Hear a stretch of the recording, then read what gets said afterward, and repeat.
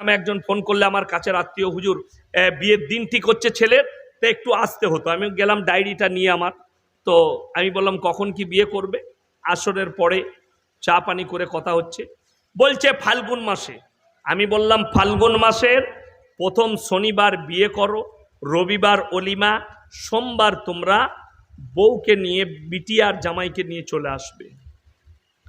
সে তো বড় মুফতি সাহেবকে ফোন লাগিয়েছে। বড় মুফতি কে? তার বউ। ওর থেকে বড় মুফতি কেউ আছে আমাদের সমাজে? বউকে ফোন লাগিয়েছে। হ্যালো, হুজুর বলছে শনিবার বিয়ে, আর ওই দিক থেকে বড় মুফতি সাহেব ফতোয়া দিচ্ছে আবার, না শনিবার বিয়ে করো না, শনিবার বিয়ে দিলে শনি লেগে যাবে। শনিবার তোর বাম মরে গেলে কি করবি বে? তো মাল রেখে দিতে হবে, শনি লেগে যাবে তোর বাপের কবরে। এর থেকে বড় বাদ্দিনী আর কি হতে পারে? এই কথাগুলো এলো কোথা থেকে?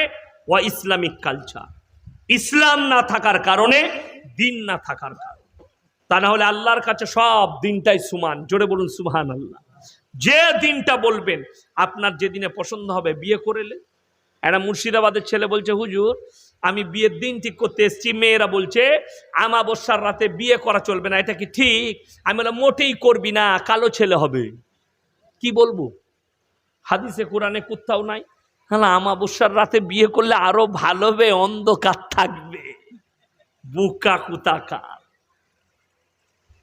আমাবস্যার রাতে আরো অন্ধকার, তোর হানিমুনটা ভালো হবে, সোহাগ রাতটা ভালো হবে। মুসলমান বুঝে না, অজ্ঞ বদ্দিনকে দিন মনে করেছে। আপনি ফতোয়ালেন আমাদের বাংলার মেয়েদের, বলে বিয়ের দিন ঠিক হলে ডিম দেওয়া যাবে না। কি হবে? বলে ডিম দিলে বিয়ে ভেঙে যাবে। হ্যাঁ, ডিম সিদ্ধ দেয় না, হ্যাঁ, ডিম দিলে বিয়ে ভেঙে যাবে।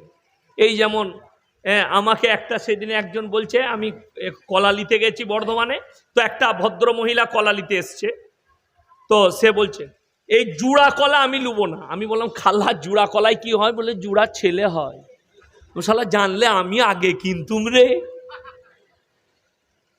অসুবিধা কিচ্ছু নাই, বছরে যখনই বাচ্চা আসার সময় হবে 4 জোড়া কলা খেয়ে নাও, 2 জোড়া খেয়ে নিলি 4টা হবে, ভালো জিনিস তো। এর থেকে বড় বদ্দিন আর কিছু হতে পারে? কুসংস্কার আর কিছু হতে পারে?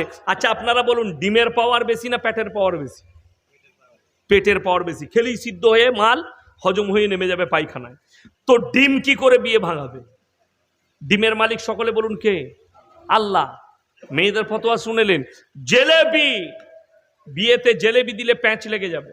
ওই যে প্যাঁচ লাগানো থাকে, আমি চিন্তা করি আল্লাহ, জেলেবি যদি বিয়েতে দিলে প্যাঁচ লাগে, যে বেচারা জিলেপি তৈরি করছে তার বেটা বিটি তো জীবনে বিয়ে হবে না, সে তো প্যাঁচ মেরিয়ে গেছে। এর থেকে বড় বদ্দিনী আর কিছু আছে? এই কুসংস্কার যে জাতির কাছে থাকবে, সেই জাতি কখনো দিন পাবে না। এগুলো অইসলামিক কালচার। কেন? কোথা থেকে চলছে? আপনি আলেমের কাছে পরামর্শ নিলেন না, আপনার ইমামের টাচে এলেন না, আপনার মৌলবীর টাচে এলেন না। আজ থেকে সবাই আলেম উলামার টাচে থাকবো। জোরে বলুন ইনশাআল্লাহ। বেটার বিয়ে ঠিক করছেন, একজন আপনার পছন্দ মতো আলেমকে ওখানে বস করার, কোনো বদ্দিনী কাজ যেন না হয়। আমি হায়দ্রাবাদে জলসায় গিয়েছিলাম, এই 15ই অক্টোবর জলসা ছিল। আমার কাছে একটা প্রশ্ন এলো যে হুজুর, মানে ছেলে মেয়ের বিয়ের দিন ঠিক হয়ে গেছে, তারপরে কি ছেলে মেয়ে কথা বলতে পারে? আমি বললাম সম্পূর্ণ হারাম। ইজাব কবুল করানোর আগে কথা বললে সম্পূর্ণ হারাম। আর আমাদের তো এখন সিস্টেম উঠেছে, বিয়ের দেখাশোনা হচ্ছে, এরপর দিন ঠিক করতে যাবে, ছেলের পক্ষ এলো দিন ঠিক করতে, সাথে করে হজরত মোবাইল নিয়েছি। কি বুঝলেন? বলে এটা মেয়েটাকে গিফট দিচ্ছি, গিফট। কি বুঝলেন? আর ভেতরে মাল সিম ভরিয়ে দিয়েছি। কি বুঝলেন? রাতের বেলায় ফুলি, হ্যালো কেমন আছো? ভালো। কি খেতে ভালোবাসো? আমাদের ক্ষীর পায় না, দারুণ ল্যাংচা পাওয়া যায়। এই যে শুরু হলো হারাম করে। ফজরের সময় যখন ফোন ছাড়ছে, তখন জিনা দিয়ে, জিনা ব্যভিচার দিয়ে। জিনা মানে শুনেলেন, শুধু শারীরিক সম্পর্কটা জিনা নয়, মুখের জিনা, কানের জিনা, হাতের জিনা, পায়ের জিনা, নফসের জিনা, শারীরিক জিনা। আপনি কি ভাবছেন এই লাস্টে ফোনে, হ্যালো, ফোনটা রাখবে পর সবাই উঠে গেছে, একটা কিস দাও, হারামখোর। এরপর ওই কিস, এটা জিনা হলো। ইজাব কবুলের আগে ছেলে মেয়ে যদি কথা বলে, তারা যদি পাপাচারিতে লিপ্ত হয়, সমস্ত পাপের ভার তাদের দুটো পরিবারকে নিতে হবে, আর তারাও হবে। কথা বলার কোনো সিস্টেম নাই। আমি যখন লখনৌ ইরফানিয়ায় কিরাত পড়তাম, আমার মা আমাকে ফোন করে বলল, তোমার ফুপুর বিটির সঙ্গে বিয়ে ঠিক করেছে। আমার ফুপুর মেয়ের সাথে আমার বিয়ে হয়েছে, ছোটর সাথে। আমি যতদিন বিয়ে হয়নি ততদিন পর্যন্ত একদিনও ফোনে আমার সাথে কন্ট্যাক্ট হয়নি, আমার সাথে কথা হয়নি। উলামারা যারাই বিয়ে করেছে আমাদের সাথে কারোর আমাদের বইয়ের কথা হয়নি। হঠাৎ দেখা, দেখাশোনা, বিয়ে। এখন তো যুবকরা এত ভালো, আমাদের মতো মৌলবীকে, আমাদের বাপ দিকে ভয়ে প্রশ্ন করতে পারতো না, এখন আমাদিকে প্রশ্ন করছে, হুজুর প্রেম করা জায়েজ না না জায়েজ? কোন মৌলবী বললে হারাম? প্রেম করা 100% টু 100 জায়েজ।